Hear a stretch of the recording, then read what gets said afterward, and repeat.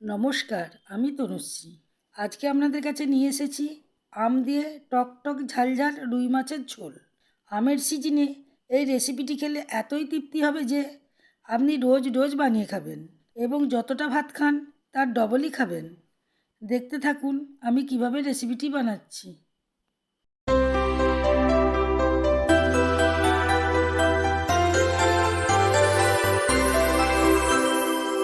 এই রেসিপিটি বানানোর জন্য রুই মাছের কয়েকটি চাকা ভালো করে ধুয়ে নিয়েছি ও নিচে একটি জায়গা বসিয়ে দিয়েছি।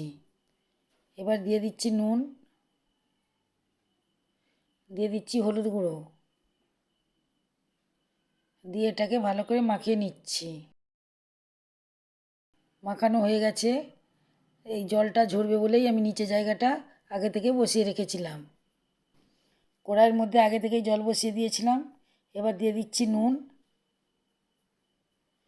আলুগুলাকে লম্বা লম্বাভাবে কেটে নিয়ে ভালো করে ধুয়ে নিয়েছি।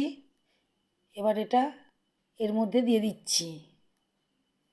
আলুগুলোকে একটু সেদ্ধ করে নেব। এবার ঢাকা দিয়ে দিচ্ছি। এবার একটা আম নিয়েছি। গরমের দিনে কাঁচা আম দিয়ে মাছের ঝোল খেতে খুবই ভালো লাগে। প্রথমে বোকাটা কেটে বাদ দিয়ে দিচ্ছি। এবার আমটাকে ছাড়িয়ে নিচ্ছি। এই আমটা একটু টক কম আছে, তাই আমি গোটা আম দিয়ে দেবো। আপনাদের যদি আমে খুব টক বেশি থাকে তাহলে আপনারা আধখানা আম দেবেন। এবারে আমটাকে আমি ছাড়িয়ে নিয়েছি। দেখুন এটাকে আমি ফাল করে দিচ্ছি। দেখুন আঁটি হয়ে গেছে। এইবার আমি মধ্যিখানেও ফালা করে দিচ্ছি আর বীজগুলোকে ফেলে দিচ্ছি। আরেকটা করে ভাগ করে নিচ্ছি। এইভাবে পুরো আমটাকে আমি কেটে নেব। দেখুন এইভাবে আমি কেটে নিচ্ছি। আটিগুলোকে বাদ দিয়ে দিচ্ছি। আটিগুলো দেওয়া যাবে না, কারণ আটিগুলো দিলে কষা লাগে। পুরো আমটা আমার কাটা হয়ে গেছে। এইদিকে ঢাকাটা খুলে দিচ্ছি। আলুগুলোকে 80% সেদ্ধ করেছি, পুরোপুরি সেদ্ধ করিনি। একেবারে সেদ্ধ হওয়ার একটু আগে উঠিয়ে নিচ্ছি। একটি জায়গার মধ্যে আলুগুলোকে রেখে দিচ্ছি। কড়াটাকে বসিয়ে দিয়েছি। কড়াটাকে একটু খুব ভালো করে গরম করতে হবে, তাহলে মাছগুলো ভেঙে যাবে না। এবার এর মধ্যে দিয়ে দিচ্ছি সর্ষের তেল। তেলটাকেও খুব বেশি করে গরম করতে হবে, তবেই মাছগুলো সুন্দরভাবে ভাজা হবে এবং উল্টালে ভাঙবে না। এবার তেলটাকে আমি চারদিকে বুলিয়ে দিচ্ছি। এবার একটা একটা করে মাছ এর মধ্যে ছেড়ে দিচ্ছি। মাছগুলো ছাড়া হয়ে গেছে। এবার মাছটা যখন পটপট করবে তারপরে এই মাছটাকে উল্টাতে হবে, তার আগে উল্টালে মাছটা ভেঙে যেতে পারে। এবার মাছগুলো সব উল্টানো হয়ে গেছে। দেখুন আমি আরেকবার উল্টে দিচ্ছি। মাছগুলো ভাজা হয়ে গেছে। এবার মাছগুলোকে উঠিয়ে রাখবো। ওই তেলের মধ্যেই আমি সেদ্ধ করে রাখা আলুগুলো দিয়ে দিচ্ছি। আলুগুলোকে ভেজে নিচ্ছি। সেদ্ধ করে রাখার ফলে আলু ভাজলে তেল খুব কম লাগে। এদিকে আলু ভাজা হতে থাক, আমি ওইদিকে মশলাটা তৈরি করে নিচ্ছি। দিয়ে দিচ্ছি হলুদ গুঁড়ো, লঙ্কা গুঁড়ো, ধনিয়া গুঁড়ো, জিরে গুঁড়ো, আর দিয়ে দিচ্ছি আদা বাটা। এবার সামান্য জল দিয়ে দিচ্ছি, দিয়ে এটাকে ভালো করে গুলিয়ে নিচ্ছি। এভাবে ভালো করে গুলিয়ে নিচ্ছি মশলাটাকে। দেখুন মশলাটা গুলানো হয়ে গেছে। এইদিকে আমার আলুগুলা সুন্দরভাবে ভাজা হয়ে গেছে, লাল লাল করে আমি ভেজে নিয়েছি। এবার আলুগুলাকে উঠিয়ে রাখছি। যে তেলটা ছিল ওই তেলের মধ্যেই দিয়ে দিচ্ছি 5 ফোড়ন, আর একটা গোটা লঙ্কাকে 2 টুকরো করে দিয়ে দিচ্ছি। দিয়ে দিচ্ছি কেটে রাখা আম। আমটাকে এইবার তেলের সাথে ভালো করে ভেজে নিচ্ছি। এবার দিয়ে দিচ্ছি নুন।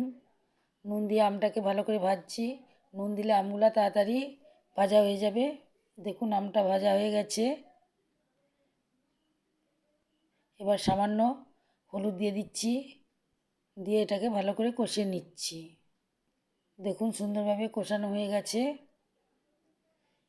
এবার যে মশলাটা তৈরি করে রেখেছিলাম সেটা এখানে দিয়ে দিচ্ছি, দিয়ে এটাকে ভালো করে নেড়েচেড়ে ভেজে নিচ্ছি। দেখুন মশলাটা সুন্দরভাবে ভাজা হয়ে গেছে। এইবার দিয়ে দিচ্ছি সর্ষে বাটা। আমের সাথে সর্ষে বাটা দিলে তরকারির স্বাদটা খুবই সুন্দর লাগে। বাটিটা ধুয়ে একটু জল দিয়ে দিচ্ছি। এখানে সর্ষের পরিমাণটা আমি একটু বেশি দিয়েছি, যেহেতু আমি ঝোল রাখবো তাই জন্যে সর্ষের পরিমাণটা একটু বেশি দিয়েছি। দিয়ে ভালোভাবে কষিয়ে নিচ্ছি। এবার আমি ঢাকা দিয়ে দিচ্ছি 1 মিনিটের জন্য। এভাবে ঢাকা অবস্থাতেই আমি একটু ভালোভাবে মশলাটা আমের সাথে ঢুকে যাবে এবং সুন্দরভাবে কষানো হবে। আবার এটাকে আমি ঘুরিয়ে ঘুরিয়ে একটু কষিয়ে নিচ্ছি। কষানো হয়ে গেছে। এবার ভেজে রাখা আলুগুলো এর মধ্যে দিয়ে দিচ্ছি, দিয়ে আর একটু আমি কষিয়ে নেব। দেখুন এইভাবে আমি কষিয়ে নিচ্ছি। এইভাবে কষিয়ে নিলে তরকারিটা খেতে খুব সুন্দর লাগে। এবার দিয়ে দিচ্ছি নুন। নুনটা আগে দিয়েছিলাম, এবার আপনারা এখানে নুনটা বুঝে একটু দেবেন। দিয়ে আবার একটু কষিয়ে নিচ্ছি। দেখুন আমার এটা কষানো হয়ে গেছে। এবার জল দিয়ে দিচ্ছি। আপনারা যে যেমন ঝোল খাবেন সেই রকম জল দেবেন। এবার এটাকে ঢাকা দিয়ে রেখে দিচ্ছি 2 মিনিটের জন্য। 2 মিনিট হয়ে গেছে, ঢাকাটা খুলে দিয়েছি। এবার এখান থেকে দুটো আম তুলে নিচ্ছি আর চামচের সাহায্যে এটাকে গেলে দিচ্ছি। আপনারা যদি টক কম খান তাহলে এই আমগুলোকে গালার কোনো প্রয়োজন নেই। এবার এগুলোকে এর মধ্যে দিয়ে ভালো করে ঘেঁটে দিচ্ছি। এবার ভেজে রাখা মাছগুলি দিয়ে দিচ্ছি। খুন্তির সাহায্যে মাছগুলিকে ঝোলে ডুবিয়ে দিচ্ছি, যাতে মাছের মধ্যেও সুন্দরভাবে টকটা ঢুকে যায়। তাই ঢাকা দিয়ে দিচ্ছি 30 সেকেন্ডের জন্য। এবার ঢাকাটা খুলে দিচ্ছি। সম্পূর্ণভাবে তৈরি হয়ে গেল টক টক ঝাল ঝাল রুই মাছের ঝোল। এটা এতটাই খেতে টেস্টি হয় যে আপনারা না বানিয়ে খেলে বুঝতেই পারবেন না যে কতটা টেস্টি হয়।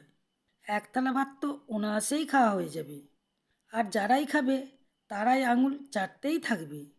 যদি ভিডিওটি ভালো লেগে থাকে লাইক করতে ভুলবেন না। এই রকম নতুন নতুন রেসিপি পাওয়ার জন্য আমার চ্যানেলকে অবশ্যই সাবস্ক্রাইব করবেন এবং প্রচুর প্রচুর শেয়ার করবেন।